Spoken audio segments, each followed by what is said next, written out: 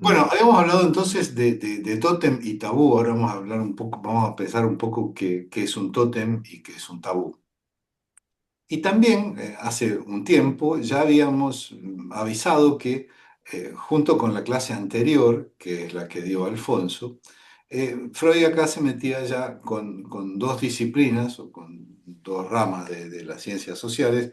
Una era la sociología, que fue la clase que vimos pasada, y esta vez se mete un poco a pensar la antropología y qué aporte podría dar el psicoanálisis digamos, a este pensamiento. En realidad, digamos, no se trata de alejarse del psicoanálisis. Yo creo que en sí de lo que se trata es de ver cómo Freud va articulando la teoría psicoanalítica con estas otras disciplinas. El texto que estamos hablando es de 1913 y como ya les había comentado es un texto muy largo. ¿Sí? Es más, fue una serie de artículos que se publicaron en la revista Imago y después se publicó como publicación independiente. En esta época, en 1913, la teoría psicoanalítica ya estaba establecida, no solo como un cuerpo teórico, sino también como una práctica clínica. Ya hay una elaboración de la noción de inconsciente, la problemática edípica, que ya también lo trabajaron, lo hemos trabajado en otros encuentros, y también la teoría pulsional. Podríamos pensar que este texto, al igual que Psicología de las Masas y Análisis del Yo, más otro texto que vamos a ver más adelante, que se llama El malestar en la cultura, completan el cuerpo teórico, pero con aportes de sociología, de antropología e incluso también podríamos decir de la filosofía. ¿Por qué este diálogo y cómo podemos pensar que Freud recurre a él? La antropología se ocupa del ser humano en su dimensión universal y cultural. Cuando hablamos de cultura, que en general suele oponerse a naturaleza, nos estamos refiriendo a todo aquello que hace el ser humano. Digo que en general, entre comillas, suele oponerse porque podríamos pensar que la cultura está en la naturaleza humana. Justamente la antropología estudia rituales, mitos, creencias, formas simbólicas y estructuras de parentesco. En este caso, Freud está abordando aspectos antropológicos para elaborar una hipótesis, entre todas las que se puedan existir, acerca del origen de la cultura. Freud, para elaborar este punto de la teoría psicoanalítica, recurre a trabajos publicados, como les dije hace un rato, por tres teóricos, Fraser, Taylor y Wundt. A Wundt ya lo habíamos nombrado anteriormente y lo situábamos como el primer exponente de lo que se llamó psicología experimental. Lo interesante en este trabajo de Freud es que analiza el trabajo de estos pensadores, pero desde una perspectiva crítica. Me interesa señalar esto porque muchas veces, esto como lo decíamos hace un rato, se intenta aislar el pensamiento psicoanalítico y ya en sus comienzos vemos que hay un diálogo, es decir, que no es un pensamiento impuesto único y una sola forma de ver las cosas. ¿No? Y Freud no ignora las otras posiciones teóricas, sino que por el contrario debate con ellas. La publicación de Tótem y Tabú consta de 4 ensayos. El primero es el horror al incesto, el segundo el tabú y la ambivalencia de las mociones de sentimiento, el tercero animismo, magia y omnipotencia de los pensamientos, y el cuarto el retorno del totemismo en la infancia. Todos ellos apuntan a una idea central. El fundamento de la cultura humana es la prohibición del incesto y la instauración de la ley a partir de un crimen originario. Vamos al horror del incesto.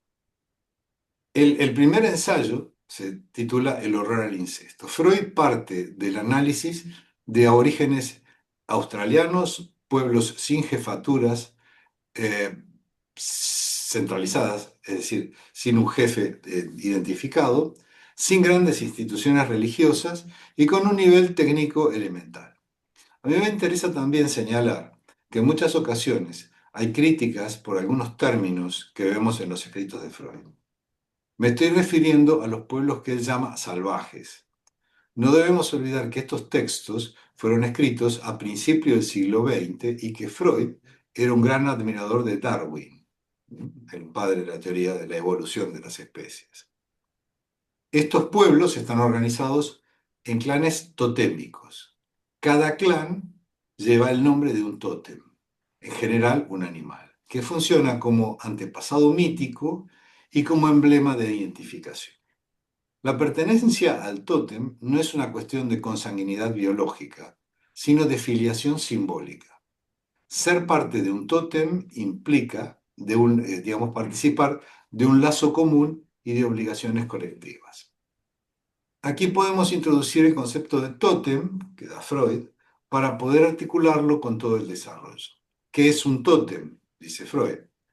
Por regla general, un animal comestible, inofensivo o peligroso y temido.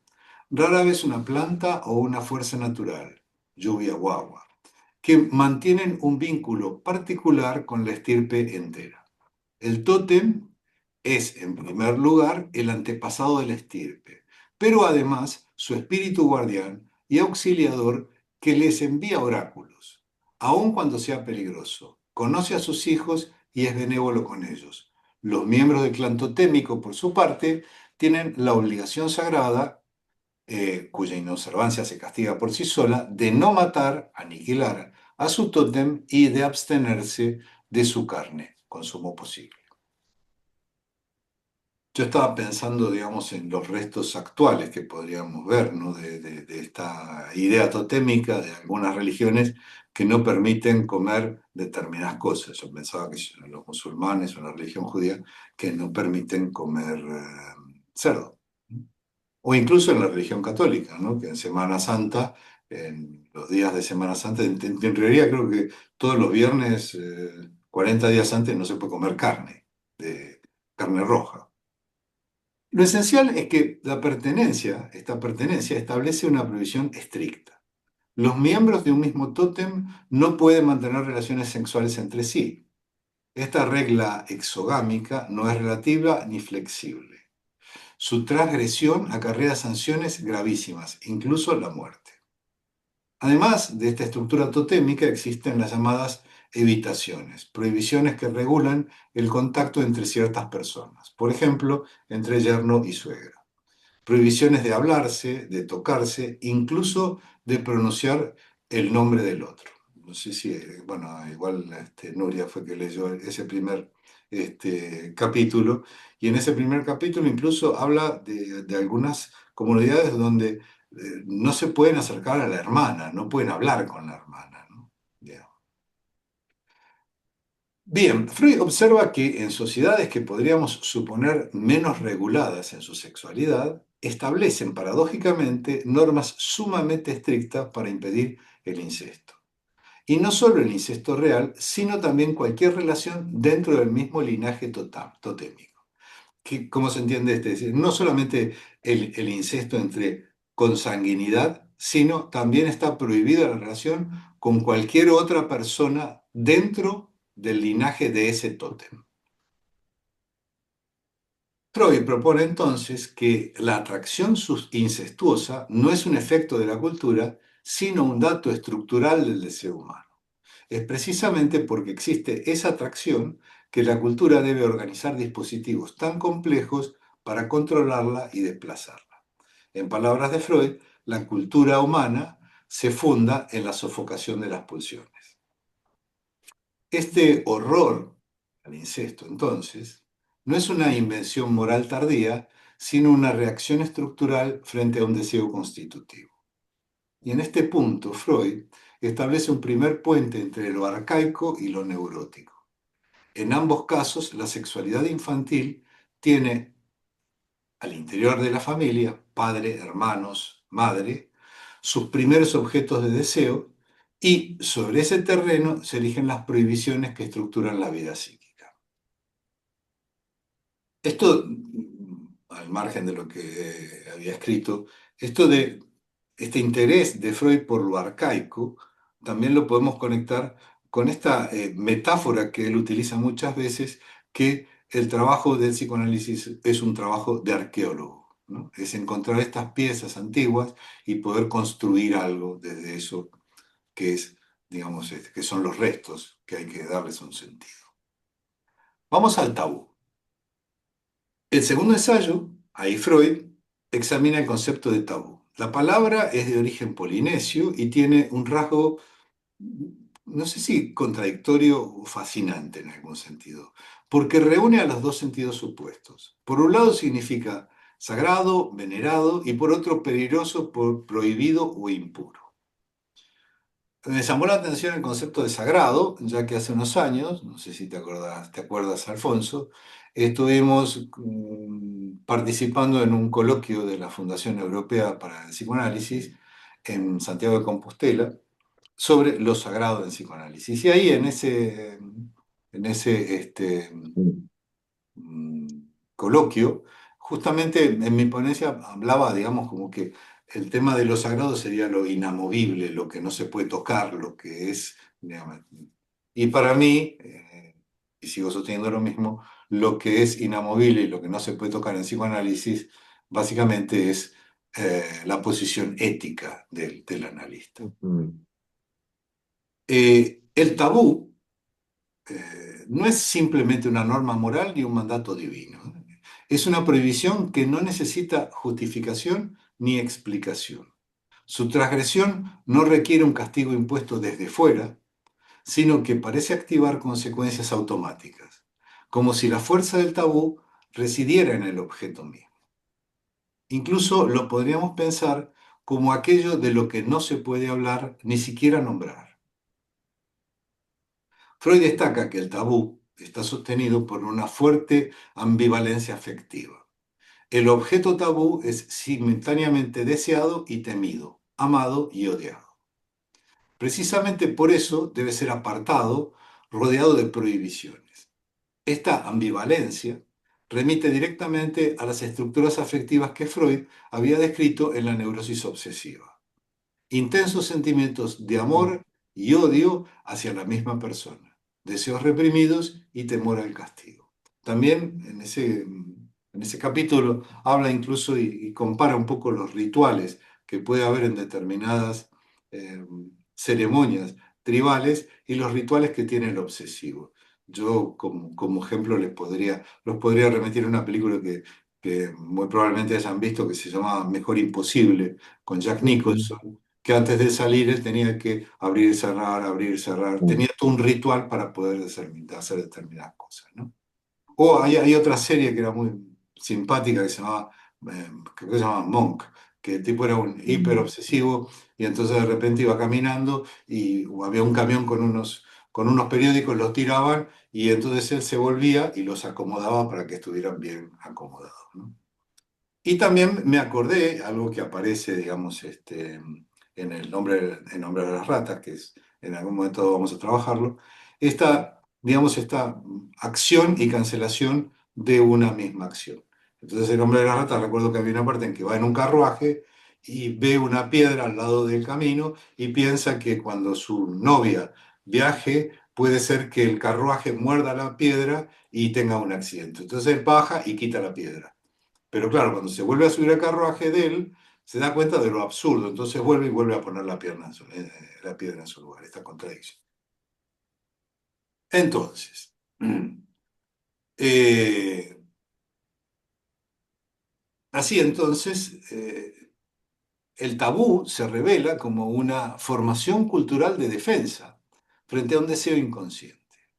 No es la simple negación de un deseo, sino su inscripción en una estructura ambivalente que combina prohibición, temor y veneración. De esta manera, Freud logra trasladar conceptos clínicos, como la ambivalencia y la represión, al análisis de instituciones culturales.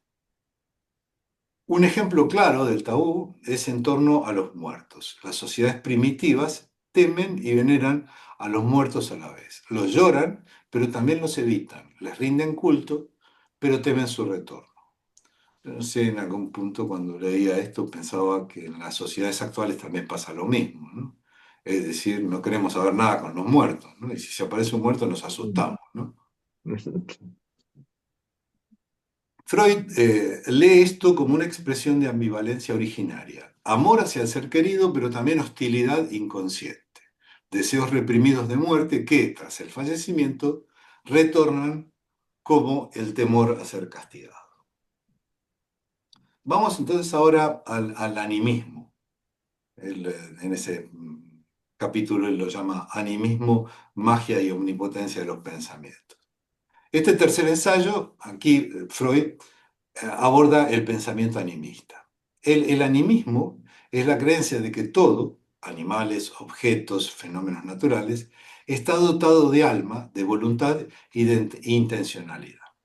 Esta forma de pensamiento da lugar a la magia, donde el sujeto se experimenta a sí mismo con un poder especial. Cree que sus deseos o palabras pueden transformar la realidad.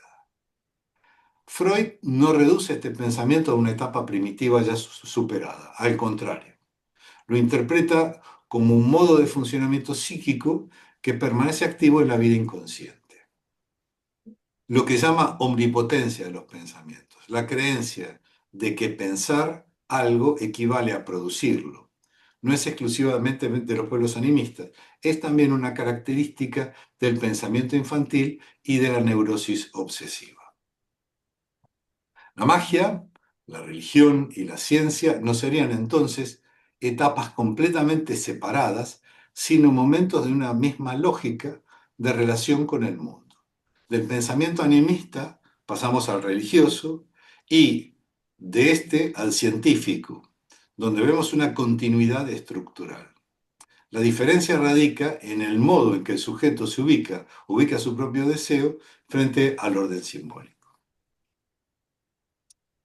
Y ahora vamos al retorno del totemismo en la infancia, que era el capítulo 4, donde aparece, digamos, este aporte de Freud con el mito que en general se llama el mito de la horda primitiva. En este cuarto ensayo, digamos, que se llama el retorno del totemismo de la infancia, Freud da un salto teórico muy importante. Propone una hipótesis mítica sobre el origen de la cultura. Vamos entonces a hablar de los mitos. ¿Qué es un mito? Digo esto porque cuando una persona dice muchas mentiras, decimos que es un mitómano. Esto nos lleva a pensar en este concepto, pero desde otro lugar. Lo primero que yo les propongo para que pensemos que es un mito es que el mito en sí es un relato, es una narración. No es una narración falsa. Desde el psicoanálisis, el mito se constituye como una forma simbólica para dar cuenta de algo que no puede ser captado directamente por experiencia. Es más, la historia en sí tiene algo de mítico, porque la historia es el relato que hacemos de hechos que sucedieron. Estamos entonces hablando de algo que llamamos una construcción teórica. Pero aclaremos que no se trata de un invento, sino una elaboración teórica que se sostiene en un cuerpo teórico sólido que implica necesariamente cohesión y coherencia argumental. Según esta hipótesis, la hipótesis freudiana, en un tiempo originario, mítico, existió una horda primordial o primitiva, es decir, un grupo de personas. Y en esa horda había un padre todopoderoso que detentaba del poder absoluto, dominaba a las mujeres y mantenía alejados a los hijos que debían someterse a su autoridad. Los hijos, movidos por el deseo y la hostilidad común, se unen para matar al padre. Este parricidio inaugura algo radical. Una vez cometido el crimen, los hijos no solo celebran devorando al padre en un banquete totémico, sino que se ven invadidos por la culpa. De esa culpa nacen dos prohibiciones fundamentales. La de matar al tótem, sustituto del padre muerto, es decir, la prohibición de repetir el crimen. Y la de mantener relaciones sexuales con las mujeres del clan, es decir, de apropiarse de las mujeres del padre. Esto es lo que da lugar a la exogamia, es decir, salir de ese clan. Pero de mantener relaciones sexuales con mujeres del clan, es decir, apropiarse de las mujeres del padre. En este punto Freud articula dos dimensiones que para el psicoanálisis y sobre todo después cuando veamos Lacan, que son el deseo y la ley. La ley no surge como un mandato externo, ni como una revelación divina, sino que surge como efecto de un crimen y de la culpa. Los hijos instituyen retroactivamente al padre muerto como figura simbólica. Lo elevan a la posición de tótem y fundan así el principio de autoridad. Este mito, que Freud no presenta como un hecho histórico, sino como una construcción teórica, permite pensar cómo el padre, muerto y ausente, se convierte en la base de toda organización social, religiosa y moral.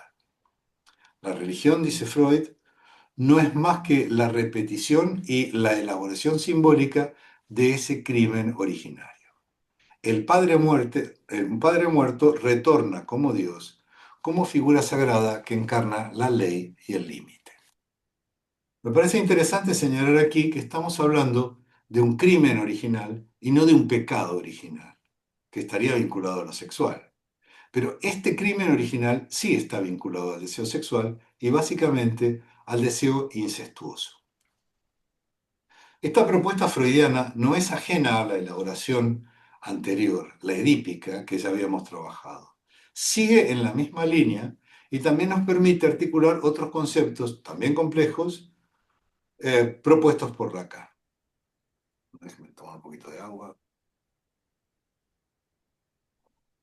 Desde que comenzamos el seminario, fuimos trabajando textos freudianos, pero en varias ocasiones hablamos de Lacan. Poco a poco vamos introduciendo algunas articulaciones con conceptos que son exclusivamente lacanianos, o sea, que son propuestos. Cuando el año pasado trabajamos Freud, vimos que Freud proponía dos teorías o tópicas, ¿no? La primera tópica, había tres instancias psíquicas, una de ellas era el inconsciente, la otra el preconsciente y el otro el consciente. Y en la segunda tópica proponía tres instancias psíquicas, el ello, el yo y el superyo. También dijimos que no son teorías opuestas ni se contradicen, al contrario, coexisten. Lacan aporta una nueva triada, que es imaginario, simbólico y real. Podemos hacer una aproximación muy sencilla para saber de qué estamos hablando cuando decimos qué es cada uno de esos registros. Cuando hablamos de registro imaginario, estamos hablando de una relación especular, de tú a tú. Cuando hablamos del registro simbólico, nos estamos refiriendo al lenguaje, al lugar de lo inconsciente y a la ley simbólica. Y cuando hablamos del registro real, que tal vez es el más complejo como para entender, es aquello que está vinculado a lo que no es simbolizable, a lo que no se puede representar. Mi intención al hablar de estos registros es situar este mito, este relato, esta construcción teórica en el orden simbólico, en el lugar de la ley. Y da cuenta, eh, como ya vimos en la clase anterior que trabajó Alfonso, de la existencia del otro, de esta, digamos, otredad, si quieren, para crear un neologismo. Pero no es del otro que sería del tú a tú, como podríamos pensarlo en el plano imaginario, sino del gran otro, del otro con mayúscula. Bueno, hasta aquí la lectura que hice de este texto, que es bastante largo. Abrimos ahora preguntas, comentarios.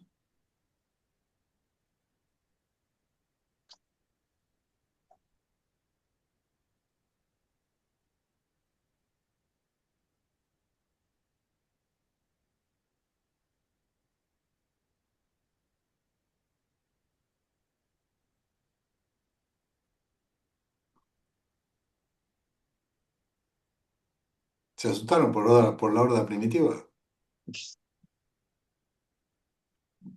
Vamos a comentar algo también. Tendríamos que Una hacer el anécdota. chiste, contar el chiste. Claro, no es un chiste, es una anécdota Es una de... anécdota, pero que ya no se sabe si fue real Yo o creo que es es mítica, un yo creo mito que es también. mítica, claro. Es mítica, es mítica.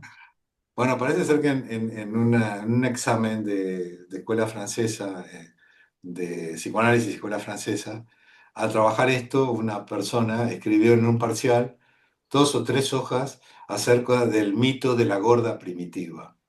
Se ve que había pensado en una gorda que era como muy primitiva.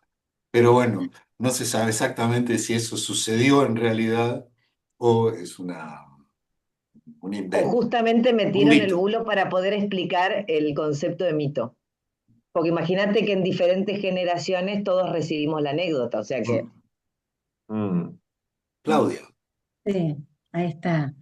Bueno, me encantó el desarrollo que hiciste, Ale, desde el predesarrollo, digamos, la introducción respecto del pensamiento de Freud y, bueno, me parece que le dio todo un marco a lo que dijiste después que estuvo buenísimo. Pero yo me quedé con algo cuando hablabas del animismo, que dijiste que tiene a ver si entendí bien, ¿eh? Una equivalencia estructural con el pensamiento religioso y el pensamiento científico. Sí. Eh, si me puedes decir algo más de eso, me resultó esa serie en los Mm. pensamientos con la cuestión del animismo, que lo definías como como la creencia de que todo tiene alma, ¿no? Sí, sí, sí, esa es un poco la teoría animista, ¿no? Que las cosas en sí, en su, en su esencia, tienen un alma, ¿no es cierto? Y es animismo justamente porque le damos un alma a un objeto. Pero ahí, de esos objetos, porque yo en algún momento cuando leía esto, me acordé también de una película que es bastante compleja y bastante mm, interesante, que es 2001, Una Odisea Espacial. Yo no sé Ujú. si la vieron o recuerdan toda la Sí. primera parte donde los homínidos, que todavía no eran hombres, no eran simios, digamos, ante un bloque, digamos, que funciona como tótem, digamos, le tienen miedo, pero lo veneran, ¿no es cierto? Mm. Y le adscriben un poco, digamos, una cierta ánima, ¿no? Depende. Cuando pensamos en tótem, yo enseguida lo primero que pensé, cuando la primera vez que vi un tótem, pensé en estas construcciones, ¿no es cierto?, de indígenas, que podría ser como una especie incluso de obelisco, ¿no es cierto?, con muchas figuras, ¿no es cierto? Y eso podría ser un tótem. Un tótem que se venera y que se le adjudica un cierto poder. Ahí Freud en este texto lo dice, bueno, por un lado lo amamos, pero por otro lado también le tememos, ¿no? ¿No es cierto? Y no necesariamente es un animal benévolo, como podría ser un cordero. Incluso la religión toma todo este tipo de cosas, porque fíjense, yo pensaba primero en esta prohibición de comer determinadas cosas o el sacrificio de un cordero, ¿no es cierto?, en determinadas religiones, que es el animal más inofensivo que se les puede ocurrir, un corderito, ¿no? O incluso en la misa que se dice el Cordero de Dios que quita los pecados del alma. Alguna frase me acuerdo, ¿no? De cuando me obligaron a ir a ser católico. Entonces, claro, ¿cómo podemos pasar del tótem, ¿no es cierto?, a la religión? ¿No es cierto? Bueno, hay un pasaje que Freud lo propone acá, en pensar que desde esa horda primitiva, de esa matar al padre, digamos, se instaura y aparece, digamos, un padre en otro plano, ¿no es cierto?, que es en el plano divino, ¿no es cierto?, pero que en realidad es el que decide nuestro, nuestro destino, ¿no es cierto? Y es el padre temido también, ¿no?, porque nos puede castigar. Si pecamos, nos castiga el padre, ¿no es cierto? Entonces, de ahí podemos también conectar con esto que es más del lado de Lacan, es que este lugar que ocupaba la religión, ahora lo ocupa la ciencia, es decir, el pensamiento científico.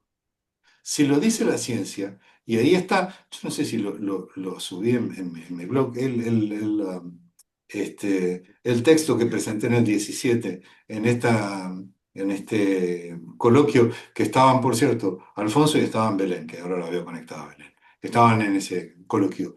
El título se llamaba Palabra de Dios o Dicho por los mismos médicos. Mm. ¿Por qué? Porque me acuerdo que mi abuela, cuando decía, come tomate, que te hace bien. Y yo decía, no quiero. Me dice, no, pero tiene mucha vitamina K, dicho por los mismos médicos. Es decir, los médicos son los que saben y los que dicen. ¿no es cierto? Que eso me va a servir. Por lo cual, el pensamiento científico tiene un efecto, ¿no es cierto?, digamos, sobre nosotros. Entonces, en ese punto donde podríamos articular tótem, ¿no es cierto?, y de objetos inanimados, ¿no? O incluso objetos animados, pero que son representados, porque si se sacrifica un cordero en honor al tótem, que podría ser el cordero, o que podría ser un carnero, que podría ser, sí, lo que se les ocurre, el animal o el objeto que se les ocurra, pero el matar o el sacrificar a un animal en representación en honor al tótem, no se sacrifica al tótem. Es un, digamos, una especie de acto simbólico con respecto al tótem. De ahí pasamos a la religión, ¿no es cierto? Y de la religión pasamos a la ciencia. No sé si, esto es como lo veo yo, no sé cómo lo ves vos o... Sí, sí, me interesa, sí, está bueno. Lo que más me hacía pregunta era la ciencia, justamente, ¿no? Y me parece que lo respondiste ahí, me quedó Bueno, la claro. ciencia es incuestionable. La Sí, sí, sí, es ciencia es cierto. incuestionable, no se puede decir. Y es más, las críticas en realidad al psicoanálisis están vinculados con esta Mm, falta de cientificidad, ¿no es cierto? Pero yo Ujú. creo que esta falta de cientificidad o este error, digamos, de pensar que para que algo sea científico tiene que estar, que un episodio tenga que ser representado en determinadas condiciones, es una forma, en realidad, de aislar un pensamiento y de determinar, este pensamiento es el que yo digo, ¿no es cierto? No es otro. ¿No? Y todo aquello que venga a cuestionar este pensamiento no es científico. Entonces, claro, la pregunta que nos podríamos hacer con respecto a la ciencia está vinculada a justamente esto que hace Freud. Freud discute, ¿no es cierto? Y interroga y dialoga con otros discursos, con otras disciplinas que conforman las ciencias sociales, no son ciencias exactas. Porque la pregunta que podría hacer, e incluso podría hacerla, yo esto a veces lo digo, lo podría hacer a los científicos de ahora. Es decir, podríamos preguntarnos, ¿cómo sabemos o cómo podemos afirmar, por ejemplo, que, qué sé yo, los cromañones comían o se alimentaban de tal o cual cosa? Bueno, Pero, me podrían decir, bueno, miren, con la prueba de carbono se puede construir de que en realidad en esa época, si vemos los dientes, podemos construir que los dientes, pero claro, no hay nadie que haya vivido hace 4.000 o 5.000 años porque me diga, "Ah, sí, tienes razón, comían zanahoria". ¿Entiendes? Es decir, son construcciones teóricas que se hacen, ¿no es cierto?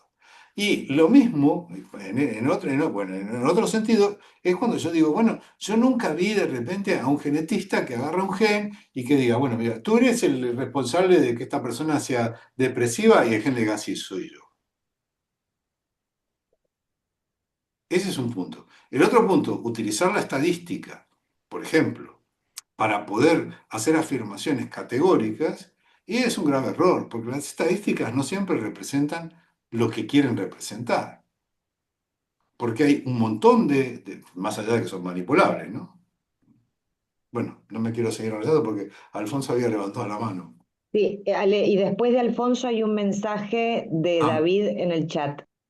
sí, ahora lo miro. Sí, Sí, Alfonso.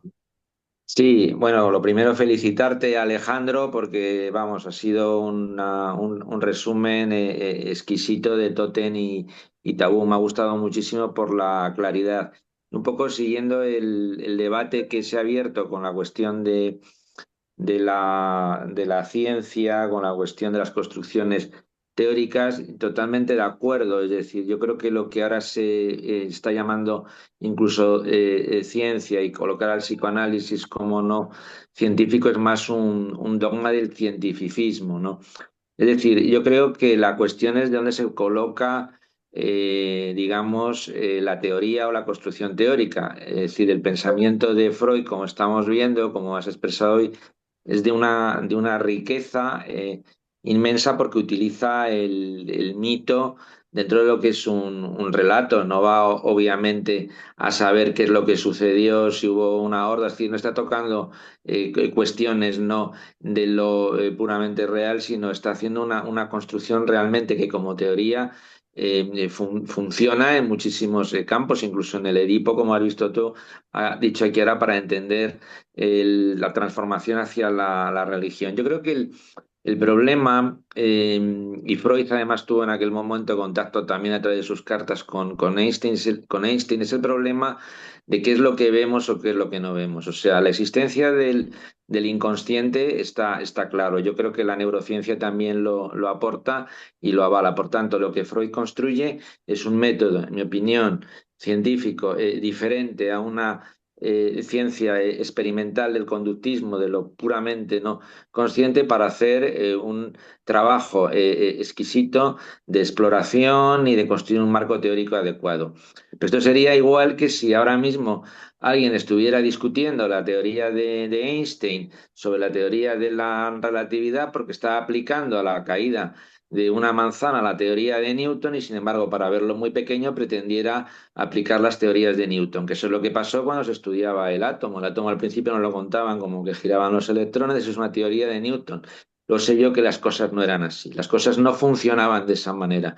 Yo creo que lo que vemos en la experiencia analítica, en la clínica analítica, es que las cosas no funcionan de la manera que pretenden hacernos ver desde ese cientificismo. Y yo creo que aquí es lo que tú has expresado de una manera fantástica, es decir, es recoger no como ese pensamiento de Freud introduce una hipótesis teórica perfectamente compatible, ¿no?, con lo que es el funcionamiento, digamos, de una estructura social en un momento dado, o cuando estuvimos trabajando la cuestión del Edipo, de una estructura individual, ¿no? Entonces, aquellos que quieren quitar al psicoanálisis como ciencia, yo les diría a ellos, creo que estáis haciendo un reduccionismo total, ¿no? Por eso la manera en que tú lo has planteado, Alejandro, me parece perfectamente en un orden, en una exquisitez teórica, que es la que Freud plantea y que tiene plena validez en el momento actual.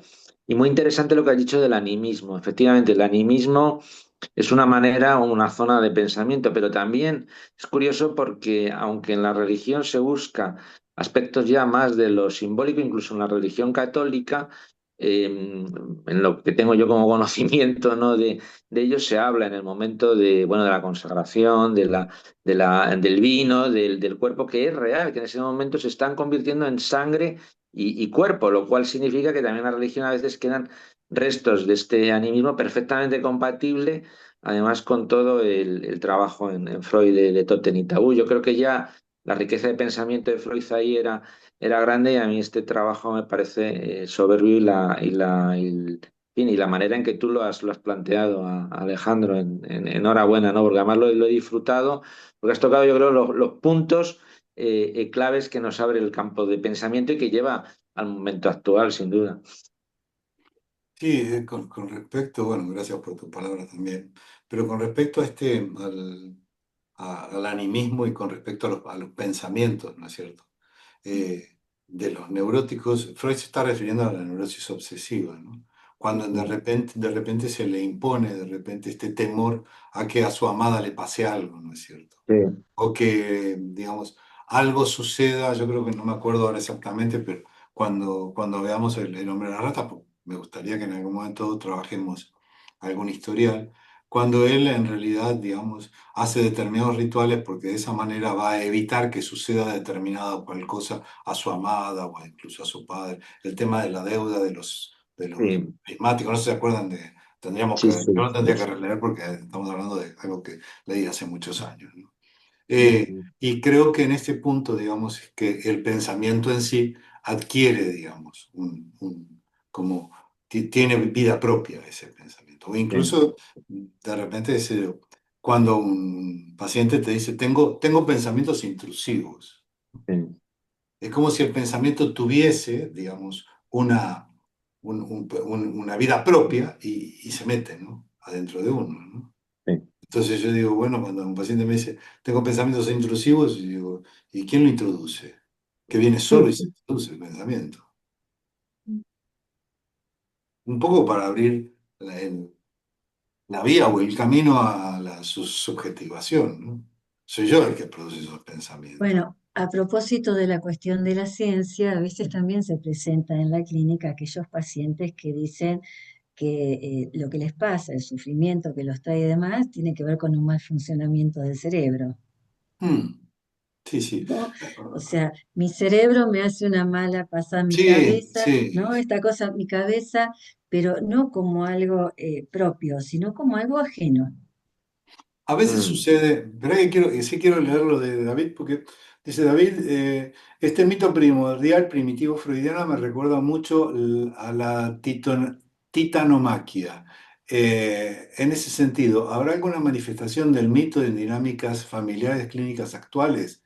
Como si dentro de una familia se siguiera replicando el mito, ¿o qué signos podemos ver en estas épocas actuales? Bueno, a ver, yo no generalizaría, no sé si podemos, digamos, reproducir, pero eh, el mito de la horda primitiva es una construcción teórica, no existió una horda primitiva, es una forma de poder entender por qué la exogamia. Yo creo que en algún punto, y esto ya lo he comentado en algún momento dado, a mí lo que más importante me parece de esto es el lugar y el valor de lo simbólico, ¿no es cierto?, en el humano, que en otras especies no se da porque no hay lenguaje. Entonces, de repente, el ejemplo que voy a dar es, se dice que de repente, qué sé yo, si hay un perro, una perra que tiene cachorros, ¿no es cierto? Y después los cachorros se hacen adultos, cuando la perra se ponga en celo, el cachorro va a querer montársela y claro, la perra no le va a decir, oh, cuidado, soy tu madre, conmigo no. Pero claro, la Mm. pregunta que yo me hago es, ¿esto que sucedería en ese episodio, sería algo en realidad es porque son salvajes los perros? No, no. Lo más probable es que si fueran perros salvajes, no viviría con la mamá. Es decir, Mm. estaría en una jauría y una vez que se puede producir su alimento, se iría a buscar una hembra por ahí.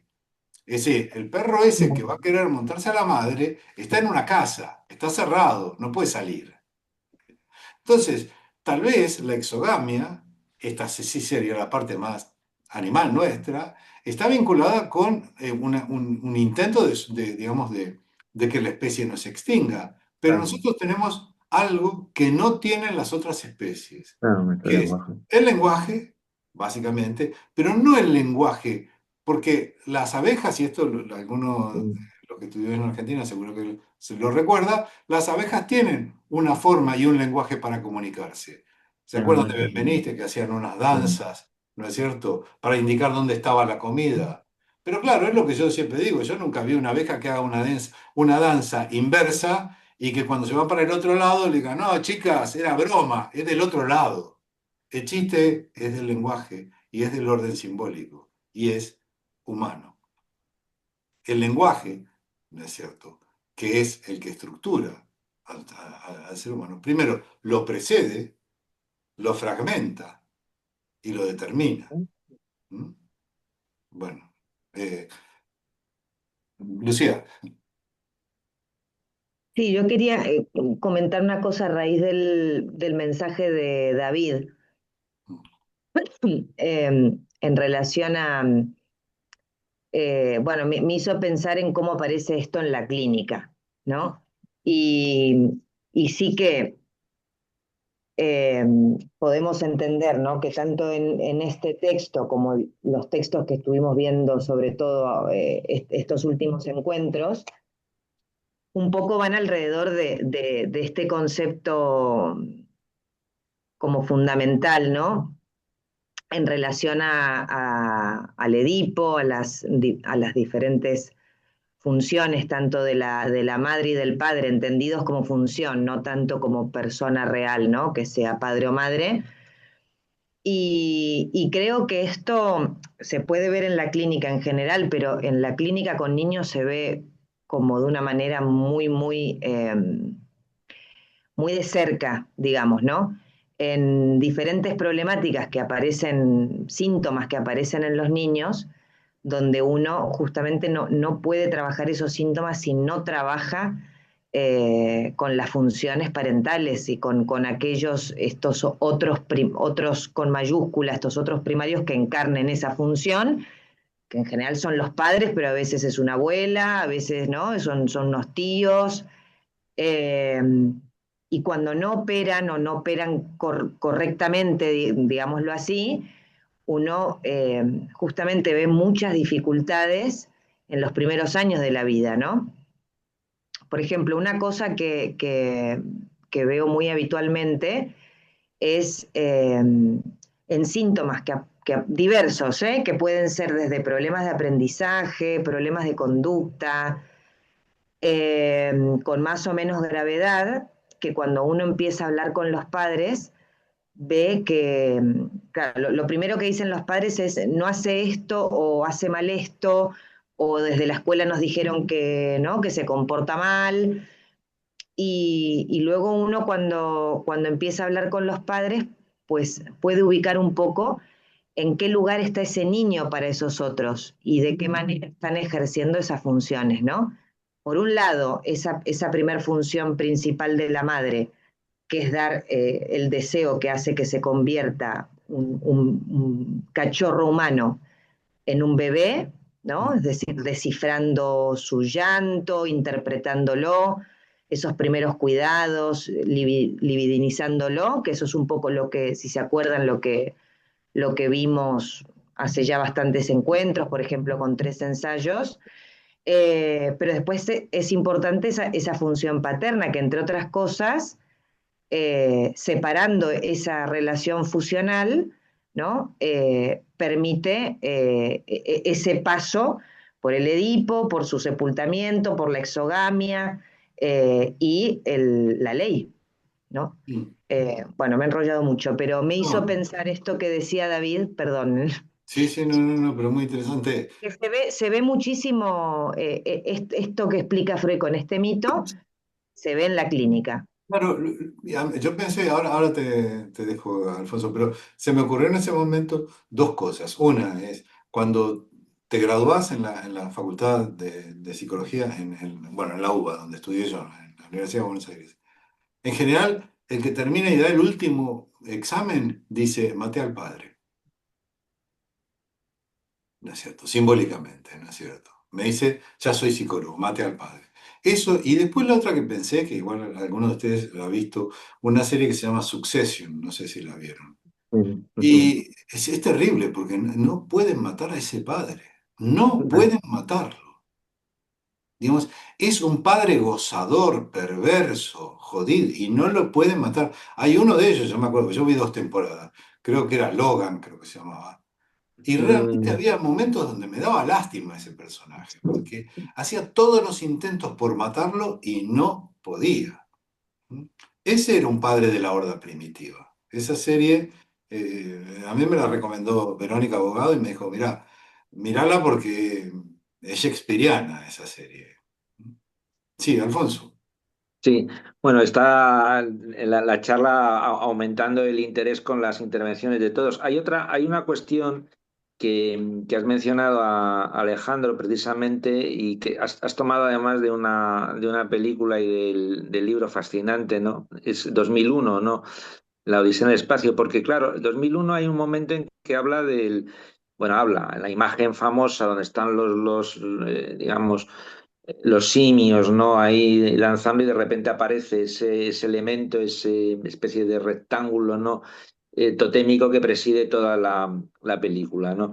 Y yo creo y tiene que ver con lo que mencionas, con el proceso de la hominización, es decir, en qué momento realmente se puede hablar de que ese primate en evolución es humano y en qué momento aparece el lenguaje, ¿no? Porque el tema a mí me resultó interesante, ¿no? A raíz de una charla que hubo en el Ateneo, vinieron los investigadores de Atapuerca Mm. y resulta que estaban haciendo, tuvimos luego un diálogo entretenido, ¿no? Porque fue en otra sección la que lo hizo, ¿no? Sobre la cuestión del lenguaje. Estaban investigando cómo serían las primeras palabras, cómo aparecen, porque ellos sitúan más la cuestión de la aparición del humano en los restos funerarios, o sea, en la cuestión de los funerarios, en la cuestión de la muerte, donde empiezan a aparecer algún tipo de simbología, ¿no? Que tiene que ver con esto y cómo se instaura. Pero claro, ¿cómo sería el elemento evolutivo, ¿no? ¿En qué momento se puede hablar de lenguaje? ¿En qué momento se puede hablar de un inconsciente? Y la diferencia, obviamente, con un animal que no habla, no hay un lenguaje simbólico. Se dice no hay comunicación, pero no lenguaje simbólico. Ese es no hay un simbolismo, ¿no? en el lenguaje. Y entonces, ¿cómo evolutivamente eso puede aparecer en el humano hasta construirse un aparato psíquico y todo esto que Freud trabaja en Totem y Tabú? Porque pareciera como si fuese una historia, ¿no? Una historia desde el mito a cómo de alguna manera pudo ser la evolución humana, es decir, todos estos simios, ¿no? Que podemos fantasear en un momento dado, ¿no? Cómo eso se evolucionó hasta la aparición de un elemento que se pudiera decir dentro de la estructura de un aparato psíquico que ahora estudiamos, porque siempre lo vemos desde la hora, o como decía Lucía, desde los niños, ¿no? También en la evolución de su psiquismo hasta la aparición del lenguaje, pero lo que a mí siempre me produce, digamos, curiosidad y no termino eh, digamos, de comprender o puedo generar muchísimas fantasías o muchos intereses en el momento en que esa articulación del lenguaje, que no comunicación, da lugar a ese simbolismo y de qué manera se produce, ¿no? esa transformación, ¿no? Porque en 2001, claro, lo coloca en un momento, cae el monolito y en ese momento hay ese paso, pero tuvo que ser un proceso evolutivo que a los antropólogos les está causando también muchísima curiosidad e interés, ¿no? Mm. A ver, yo estaba pensando, digamos, en, en esta cuestión, digamos, constitutiva, cómo se constituye yo, y estaba pensando también en el estadio del espejo, ¿no? De Lacan, porque y ya nos metemos en Lacan, este es el tema, que nosotros habíamos decidido un poco no meternos mucho con Lacan, pero claro, después de leer a Lacan, la lectura de Freud es totalmente distinta, es otra lectura, ¿no? Y claro, al principio de Lacan, cuando habla de, del estadio del espejo, él dice, creo que es en el seminario 2, él dice que el yo se constituye sobre la imagen del otro. Es decir, ¿por qué? Porque el bebé, el pequeño humano, está todavía, digamos, inmaduro, tiene una inmadurez como para poder verse a sí mismo, entonces él ve en la imagen del otro, que en principio sería el otro de la madre, en realidad se ve a sí mismo y se constituye el yo en la imagen del otro. Esa posición que es la que tiene la más temprana, que es la del seminario 2 creo que es.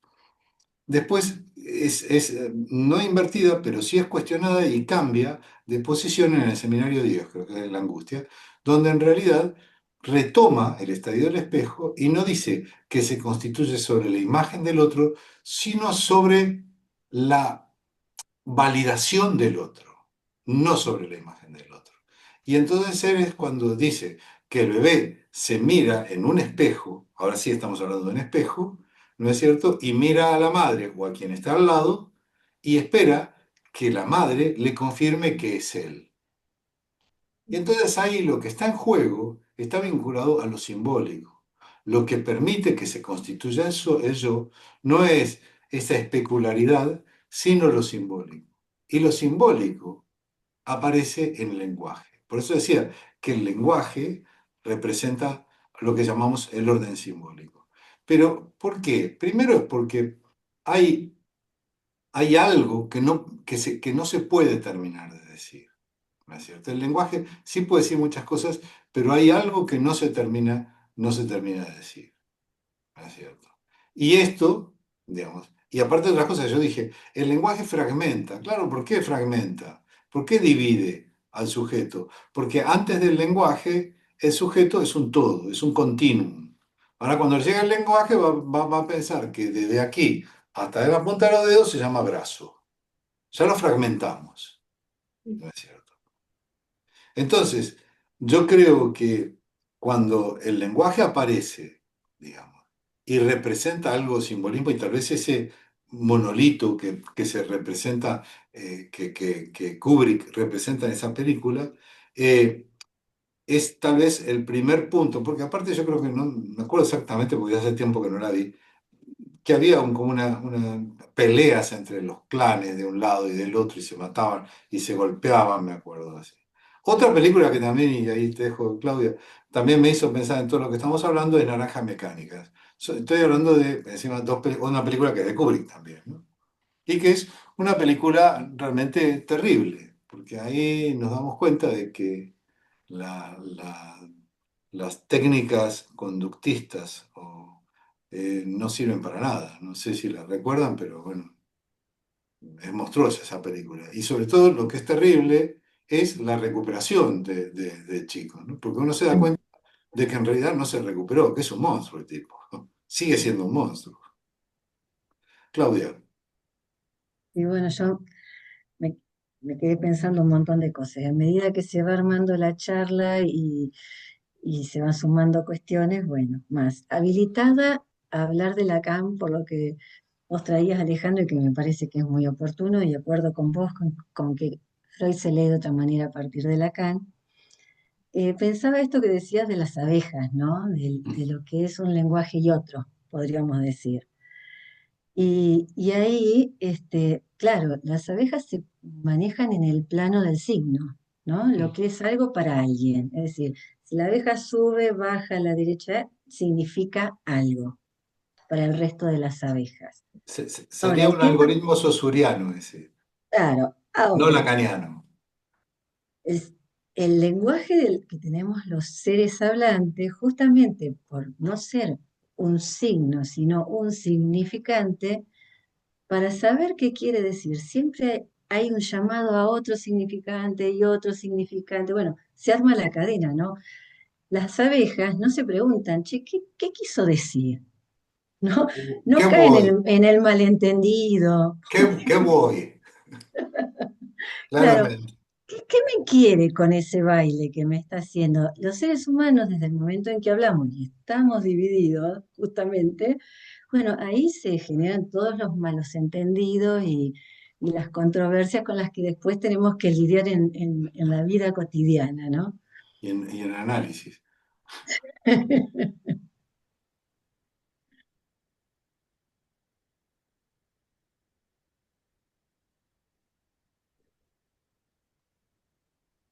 Anímense.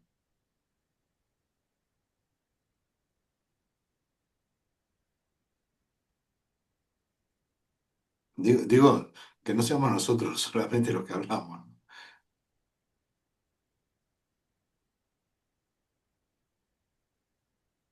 Sí que podamos escuchar más voces, ¿verdad? Que las nuestras.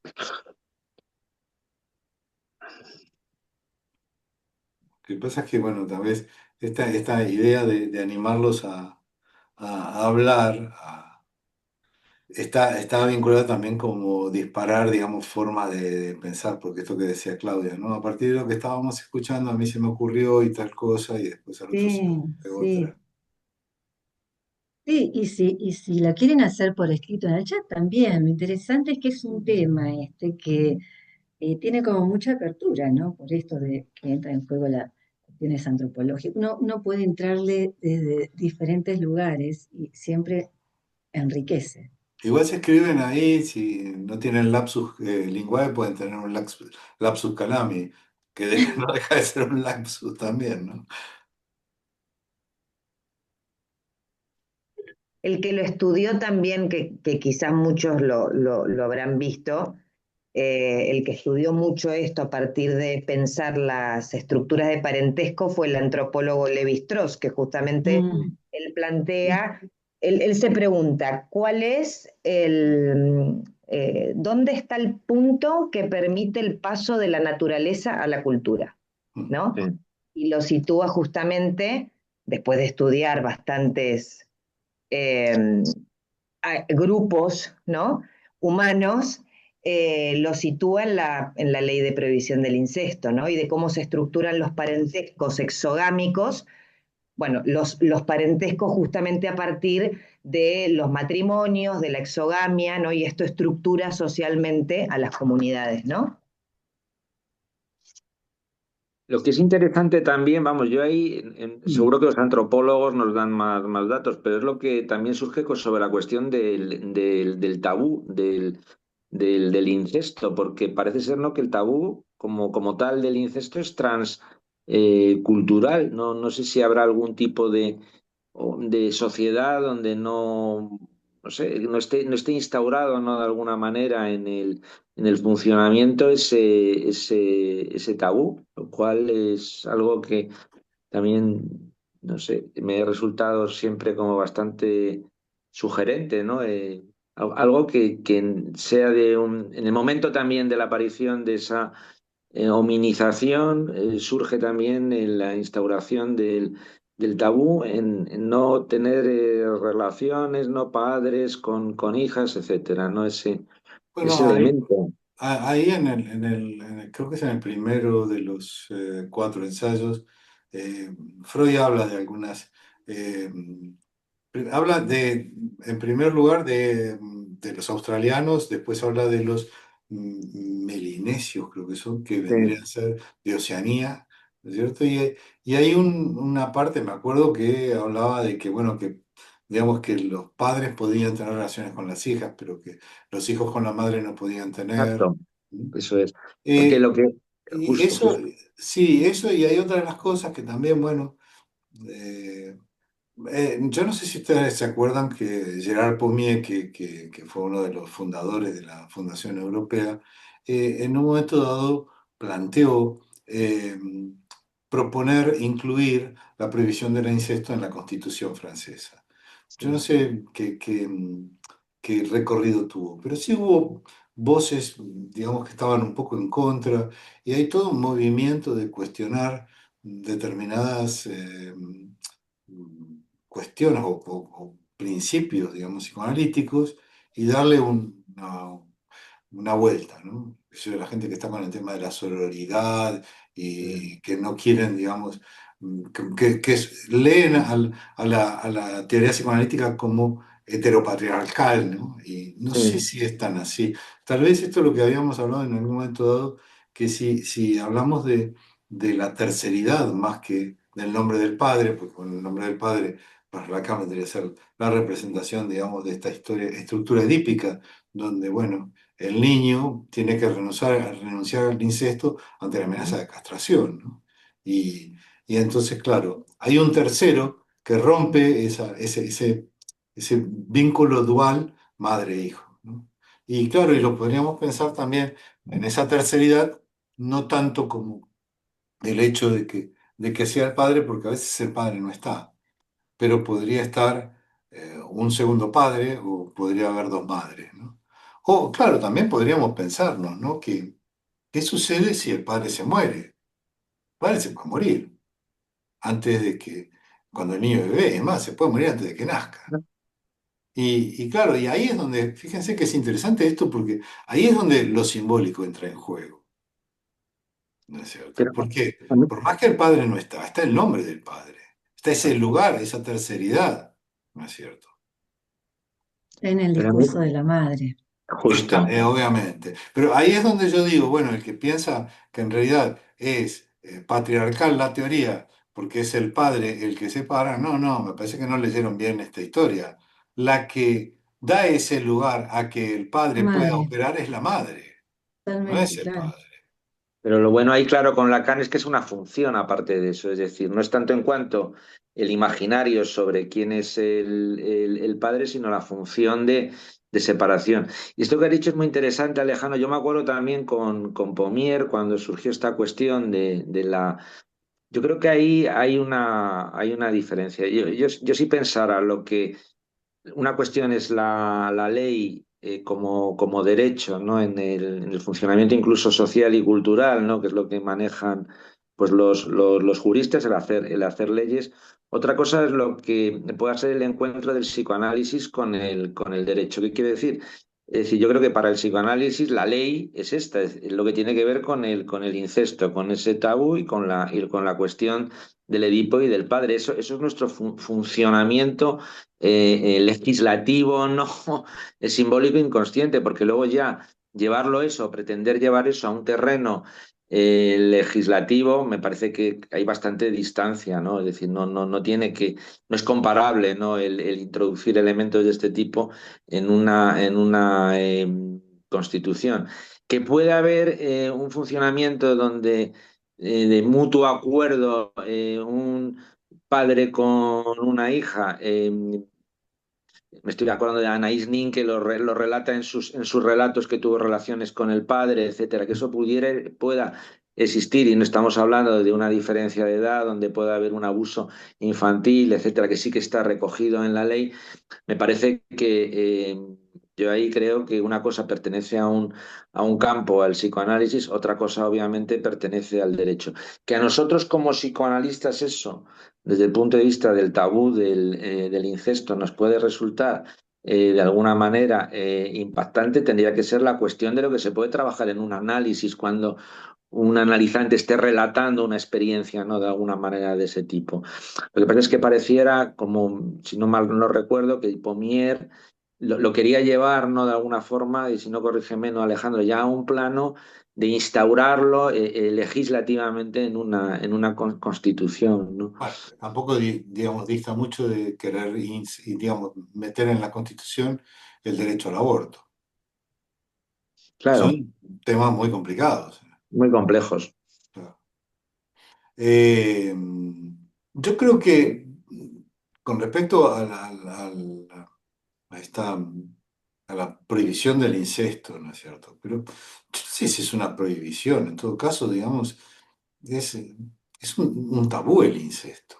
No es una prohibición, no es que haya una autoridad que prohíba tener No, incesto. es un tabú. Es un tabú. Lo que pasa es que sí, Total. como tabú, y esto sí, ahí sí vamos un poco a lo que estábamos hablando hace un rato con el texto este de Freud, tiene este doble rasero. Porque obviamente que un bebé no quiere casarse con la mamá, digamos. Aunque muchas veces escuchamos a niños que dicen cuando sea grande yo me voy a casar con vos, mamá. ¿Mm? Pero en realidad no se trata de un deseo sexual con respecto a la madre. Sí hay erotización, hay erotismo en ese vínculo. Pero justamente, y esto lo trabajaban Lucía y Mariana cuando hablaron del complejo de Edipo, cuando el adolescente llega a la pubertad, sale corriendo de ese lugar.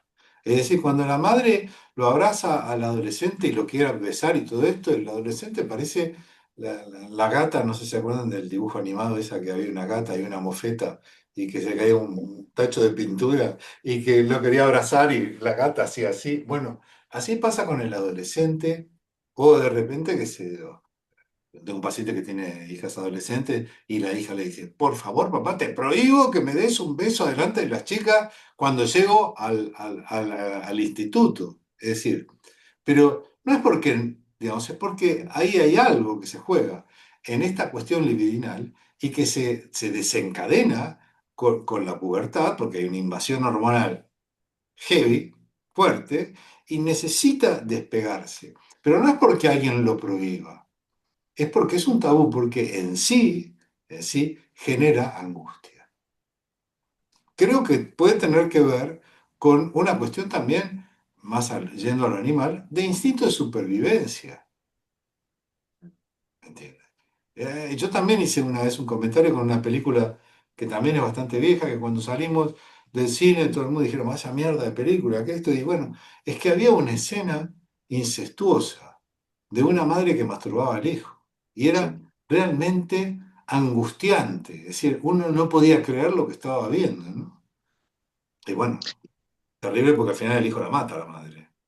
No sé si quieren verla, se llama Savage Grace, se llama, y trabaja Julian Moore. Me acuerdo de eso, de esa película. Más Exacto, y allá es de lo más, que, sí, es lo más angustioso, Alejandro, justamente, incluso ni siquiera padre, es decir, la madre con el hijo. O sea, no y estoy totalmente de acuerdo contigo, has dado ahí vamos, justo, algo que no se dice, no está dicho, no está prohibido, nadie lo está prohibiendo, y sin embargo como tabú se produce inmediatamente un rechazo ante eso. Pero en sí la sexualidad es algo, digamos, no te diría primero, es algo de lo cual, bueno, sí, podemos hablar, pero no es algo, no es algo que se muestre, ¿no es cierto? Es decir, Claro, en los otros animales, cuando están copulando, dice, si el perro está ahí, digamos, arriba de la perra, no dice, uy, mi amo, espera, dejemos, tapemos, no. Eso le pasa a los humanos. Salvo que sean exhibicionistas, pero estamos hablando, si es- estamos hablando de exhibicionistas, estamos hablando de una característica perversa, no estamos hablando de una... Es más, Y- en una oportunidad en que tenía una charla con alguien que hacía nudismo, Mm. y entonces charlaba, ¿no? De lo natural, de andar desnudo, bla, bla, bla. Y yo me quedé pensando, ¿por qué habrá sido que en los pueblos primitivos, desde el origen de la civilización, necesitaron taparse los genitales? sí, Mm. ¿No? Por algo tenían los taparrabos, podían estar Sí. el resto del cuerpo desnudos, pero esa parte estaba tapada. Adán y Eva tienen la hojita, ¿no? Digamos. La bueno, hojita. a Adán y Eva se la pusieron lo que pintaron y los curas. No sé si tenían hojita. Y aparte, Eva tenía la ventaja de tener pelo largo para taparse las tetas, ¿viste? Claro, claro. No, pero hay algo, ¿no? Sí, De lo perturbador de la sexualidad sí, y la verdad. muerte. Sí. Ujú.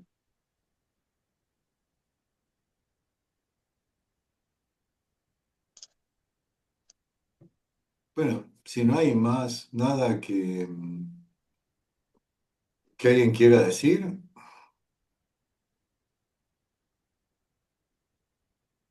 nos vemos la próxima. ¿Cuándo es la Sí. próxima? Estuvo muy bueno, Ale. Muchas Muy gracias. bien. Y muy rico La el debate. próxima, Enhorabuena. la próxima es el 11 de noviembre Y yo no voy a, y ¿no Ujú. vas a estar, Ale? voy a estar ¿Qué- volando. ¿Cuál es la próxima clase, Lucía, si la tenés ahí? Sí, es sobre el síntoma, Ajá. que justamente lo haremos en dos partes con vos, Clau. Yo hago la primera parte y, o sea, que habrá dos clases para hablar sobre ese tema porque es bastante, da bastante de sí. Muy bien. Pero bueno, un poco hablaremos sobre cómo Era se fue. el 11 y el 25 Sí, Qué sería. bien. sí, correcto. Sobre cómo fue conceptualizando Freud el tema del síntoma. Así que bueno, creo que será Muy interesante. bastante interesante, sí. Bien, de todos modos, yo, aunque no esté, voy a tratar de dejar todo, digamos, armado para que, aunque no esté, como la otra vez. Perfecto, Que perfecto. no sé si no era que presentabas vos también, Lucía. Siempre que presentás vos estoy volando. Sí, me lo voy a tomar a personal, ¿eh? Lo que pasa es que los martes es más barato el billete. Viajar los martes es más barato. Bueno, Nos Bueno, entonces sí, vemos la próxima ya entonces. veremos lo del Zoom y para grabarlo y todo eso. sí, no se preocupen. Ya vamos a buscarla afuera. Nos vemos. Nos vemos. Adiós. Hasta Bueno, luego. Que Hasta estés bien. buenas luego. noches a todos, Chao. Buenas adiós. noches. Adiós. Hasta luego.